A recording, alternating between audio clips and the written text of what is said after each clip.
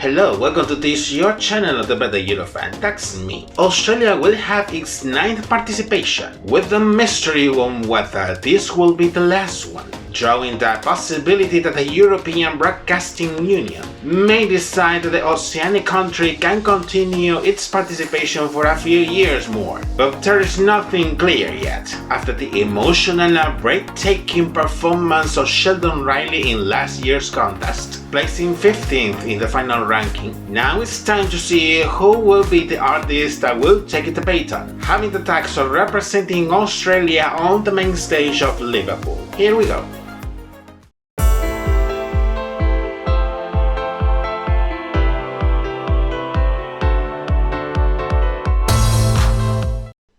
For today's episode, I'm going to review the Australian entry for Eurovision 2023, which will be represented by group Voyager with the song Promise. We start by giving a review to the biography and career of this long-lasting band before their Eurovision adventure.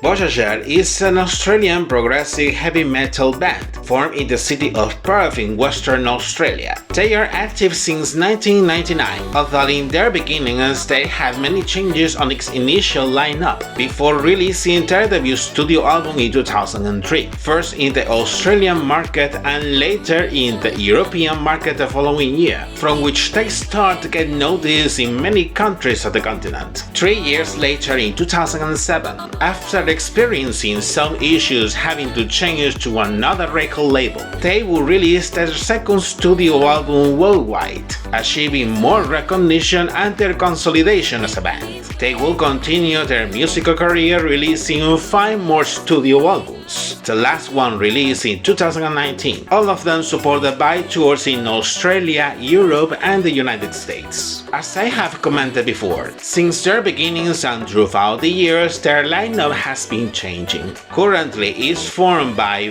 vocalist and guitarist Daniel Lestre, guitarist Simon Doe, guitarist Scott Kay, bassist and vocalist Alex Canyon, and drummer Ashley Ducourt. Curiously, Eurovision has always been a passion for the band, and since Australia started to participate in the contest on a yearly basis, they have been aiming to represent their country one way or another. In fact, in 2020, the band was nominated among the shortlisted artists for the national final Eurovision Australia Decides, but they were ultimately not chosen to compete. They have tried it once again last year with the song Dreamer, being quite close of achieving the victory, ranking in the second place just behind Sheldon Riley, as we already know. What they will not imagine is that the opportunity they have been waiting so long will come to them in the most unexpected way just 1 year later. Initially, it was believed that the Australian public broadcaster will organize another edition of their national final Eurovision Australia Decides, as they have been doing in recent years. But in mid-November last year, the broadcaster revealed that they will forego the national final and that they will be opting this time for an internal selection. But after that, there was just silence. Weeks and months were passing by, and there was any information on how the internal selection will be made to select the Australian representative. Much time later, in mid-February, the mystery ended and they have surprisingly revealed everything: artist, song, and official music video all at the same time. In fact, it was a little funny because the premiere was at nighttime in Europe, but in Australia it was still midnight of the following day, and they woke up with the surprise of the song release and the announcement of the band as the Australian representative of the United Kingdom. With the mystery finally solved, it is fair to say in this case that the third time was a charm. The Voyagers of progressive heavy metal embarking us in a voyage. Now here comes the analysis according to what they have presented in their proposal. Being true to their style, the song is a progressive heavy metal track with pop influences. In fact, listening to it in detail, you can notice the contrast of both musical genres, and there are remarkable guitar and guitar solos in the last chorus. Daniel and Alex's voices as the band's vocalists are pretty good, in which you can also also notice the contrast previously commented with the melody, being more melodic in the verses, intense in the chorus and very scratchy at moments. Talking about the lyrics, according to statements of the band, they describe the song as a track which transports the listener on an emotive story of adventure and redemption. Reading the lyrics in detail, the verses prompt the listener to take part of that wild ride, asking a series of questions, intended to make a connection with the listener while provoking some thought. And the chorus set the intention of being on the listener's side during the ride, prompting to promise to be there and that everything is going to be alright. Taking into account the significant questions made in the lyrics, I would say that the message it transmits is related with living and experiencing life to the fullest. Maybe by doing things you have not done before, daring to try new things, getting out of your comfort zone. However, it's not possible to guarantee that everything is going to be alright always, because we perfectly know that life is not all a bed of roses, and there are things that are not depending on us. But as long as it's in our hand, as it's usually said, the sky is the limit.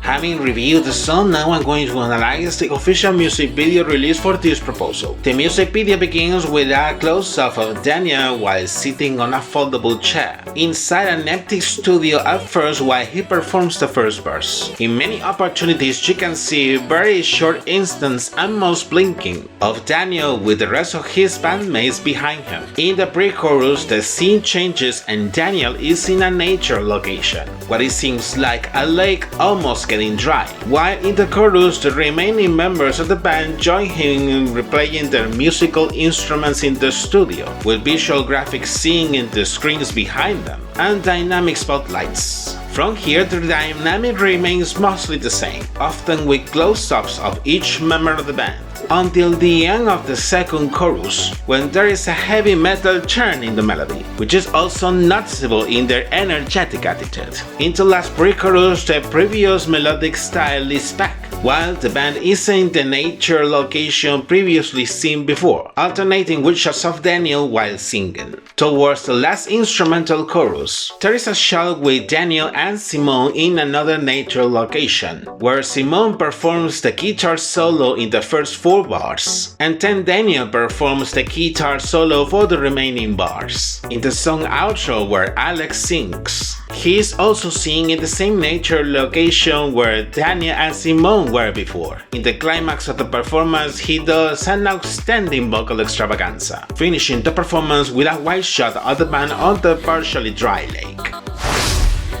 Making a summary of the comments, the Australian entry for this year is interesting. Progressive rock is not usually my cup of tea inside the ranges of the musical genres I used to listen, but I must admit that it gets my attention because of the complexity of the melodic structure and the way they blend progressive heavy metal with pop. I think this proposal has possibilities in the competition because of being so different and distinctive, but still to see if it can convince to the audience. For the staging in Liverpool, it is true probably that will be based on them on the stage performing the musical instruments, giving it all in their performance as they usually do when they are on tour. It is still unknown if they will use a prop or their visual graphics they will display, so for now it is better to wait until next May to see the result of this proposal. And you, what do you think about the Australian entry for this year? Comment here down below to keep the discussion.